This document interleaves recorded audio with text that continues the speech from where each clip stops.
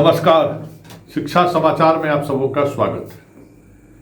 समाचार से पहले हमने कुछ नारों के साथ एक क्लिप आपको दिखाया है। जी हाँ, शुरुआत इसी से करते हैं आज के बुलेटिन का। कल पटना में शिक्षकों का महान जुटान है और जुटान इस बात को लेकर है कि जितने शिक्षकों का तबादला हुआ है, कितने लोगों का उसका सूची सार्वजनिक होना चाहिए और जिन लोगों का तबादला नहीं हुआ है, सरकार एक निश्चित समय सीमा निर्धारित करके बताएं कि कब उन लोगों का तबादला होगा। मतलब इस नारों से और जो अभियान शिक्षकगण चला रहे हैं, हजारों पत्र स्पीड पोस्ट सिद्धार्थ जी के दफ्तर में पहुंच चुका होगा। जिस तरीके से लगातार हर जगह से उनको पत्र लिखा जा रहा है, स्पीड पोस्ट किया जा रहा है। इसके अलावा आज ट्विटर अभियान फिर से शिक्षकों के द्वारा चलाया गया। बड़ी जोर शोर से अभियान में शिक्षक शिक्षिका जुटी है। उस अभियान में जुटे हुए शिक्षक शिक्षिका के टेम्परामेंट से ही समझा जा सकता है कि कितनी बड़ी संख्या में ऐसे शिक्षक हैं जो इस तबादले की नीति की वजह से कह सकते हैं कि जो दूर था वो दूर ही रह गया, जो नज़दीक था वो और नज़दीक आ गया। ये साफ इस ट्विटर अभियान से भी समझ में आ रहा है और पत्र लिखने वाले के मजमून से भी समझ में ये बात आ रहा है। कल वीर कुंवर सिंह पार्क में सारे बिहार के सारे शिक्षक का जुटान होगा और वहीं से फिर ये लोग एसीएस के पास जाएंगे, जो खबरें आ रही हैं। इस बीच आनंद शिक्षक संघ के नेता हैं, अपने अध्यक्ष के माध्यम से आज सम्राट चौधरी से मिले हैं। उनकी बात हुई है। उनके फेसबुक प्रोफाइल पर अगर जाएंगे तो उस पूरी वार्ता की चर्चा उन्होंने की है। क्या बातचीत हुआ? सम्राट चौधरी एसीएस से भी बात किए हैं। सेवा निरंतरता से लेके सभी बिंदु पर बात हुई है। लेकिन एक बात तय समझिए, इस बार नहीं तो कभी नहीं। जिस तरीके से नीतीश जी झोला खोले हुए हैं और जिस अंदाज में नीतीश जी हर दिन सुबह 8 बजे कुछ न कुछ घोषणाएं कर रहे हैं, तो आप लोग का ये नारा कि इस बार नहीं तो कभी नहीं, हमें लगता है कि सरकार तक अगर दस्तक दे दिया तो फिर आप लोगों के लिए भी कुछ बेहतर हो ही जाएगा, जो आप उम्मीद कर रहे थे। ये एक बात समझ में आ रहा है कि इसको लेकर कल बड़ा प्रोटेस्ट होगा और एसीएस ने भरोसा तो दिलाया है। लेकिन एक बात तय है कि सेवा निरंतरता को लेकर विभाग की मंशा सही नहीं है। जो हमारी बातचीत हुई है, जो अधिकारियों से बातचीत हुई है, वो निरंतरता देने के मूड में नहीं है। उसको लेकर कई तरह की पेचीदगी वो खड़े कर रहे हैं। वैसे वेतन निर्धारण की जो बात हो रही है, उसको लेकर भी स्पष्टता नहीं है। तो जनवरी में आप लोग ज्वाइन किए हैं, अब अगस्त आ गया, इतने दिनों के बाद भी वेतन आपका क्या बनेगा, कैसे बनेगा, कितना वेतन आपका होगा, पे प्रोटेक्शन तो है ना, कुछ भी नहीं स्पष्ट हो पा रहा है। तब उसका असर तो अब कल के आंदोलन पर ही दिखेगा ही। और हालांकि आज आनंद मिश्रा के प्रतिनिधि मंडल ने तमाम बातों को शिक्षा मंत्री और शिक्षा विभाग के एसीए तक सम्राट चौधरी के माध्यम से पहुंचाया है। कितना असर होगा वो तो कल ही बताया जाएगा। 1-2 दिन में मामला समझ में आ जाएगा कि वो क्या रहा है। अब दूसरी खबर पर हम बात करते हैं।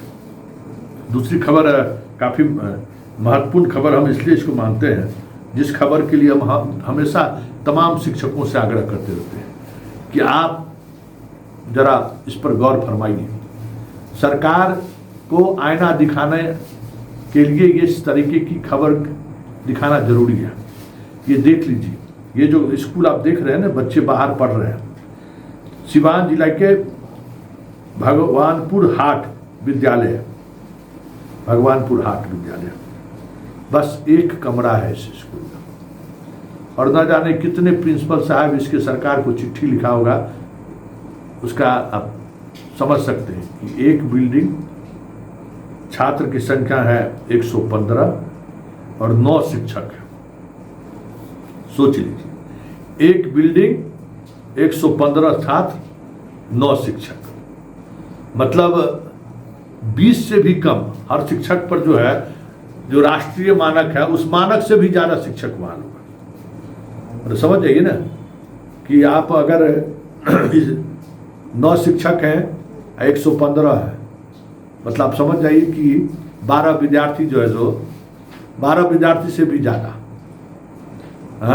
ये स्थिति है कि इतने शिक्षक क्यों हैं वहां। हम बार बार यही सवाल खड़े करते हैं ना कि अगर शिक्षक तबादले को बेहतर तरीके से मॉनिटरिंग की गई रहती तो ये चीजें सामने नहीं आती। जिस स्कूल के पास बिल्डिंग नहीं है, जिस स्कूल के पास छात्र नहीं है, वहां 9 शिक्षक क्या कर रहे हैं भाई। अगर आप ही के मानक को माना जाए तो 30 में 1 शिक्षक है, तो 4 शिक्षक मैक्सिमम, 115 छात्र हैं तो आप वहां 9 शिक्षक, 5 शिक्षक एक्स्ट्रा वहां क्यों है। और ये कोई एक स्कूल की बात नहीं है, बिहार के हजारों हजार ऐसे विद्यालय हैं जिनके पास न भवन है, न छात्र है, और शिक्षक की तो बात ही छोड़ दीजिए। 12-12, 15-15 भी शिक्षक है कई जगह। और कई जिलों में तो स्थिति ये है कि सिर्फ महिला शिक्षक पहुंच गई है। पुरुष शिक्षक जहां थे वहां भी महिलाएं ही आ गई हैं। तब अब सोच सकते हैं कि उस जगह में और क्या स्थिति हो रही होगी। और चलते चलते एक बार फिर उस छपरा के प्रिंसिपल साहिबा की बात कर लेते हैं, प्राचार्य साहिबा। 3 बार वो उसकी फोन आ चुका है हमारे, 2 बार तो वो रोते हुए फोन की। रंजना की रचना है छपरा में जो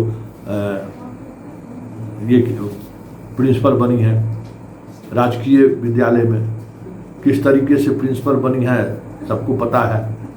किस तरीके से समय खत्म होने के बाद उस प्रिंसिपल को ज्वाइन कराया गया। 2 बार हमसे बात की, एकदम बहुत परेशान थी। हम बोला कि भाई आप पर तो हमने सवाल ही खड़े नहीं किए हैं, हम तो सवाल खड़ा किए हैं सिस्टम पर, विभाग पर, कि जब 31 तारीख तक ज्वाइन करना था तो 31 तारीख तक क्यों नहीं ज्वाइन कराए आप। और एक तो ज्वाइन नहीं कराए और बाद में फिर आप तमाम नियमों को शिथिल करते हुए उनको वहाँ ज्वाइन करा रहे। एक तो उन जगह पर उनकी पोस्टिंग होनी नहीं चाहिए थी, सवाल खड़ा होने लगा। लेकिन आज अभी थोड़ी देर पहले उनका फोन आया, अभी सुर उनका बदला हुआ था कि सर हमारे आप खबर में हमारा फोटो लगा दी, तो निजता का हनन है। अब बताइए, हमको सोशल मीडिया पर फोटो, अब प्रिंसिपल बन के चार्ज लेके माला पहन के घूम रही हैं, तो आपको निष्ठा समझ में आ रहा है, मतलब आप फाइट करने की मूड में है। तो बढ़िया है। महिलाओं के रोने पर हम थोड़ा मेरा दिल दिमाग जो है ना थोड़ा ये रहता है ना, मानते अरे कोई ठीक है चलिए जा गए। लेकिन जब बात अगर आन पर आ गई तो फिर बात दूर तक जाएगी।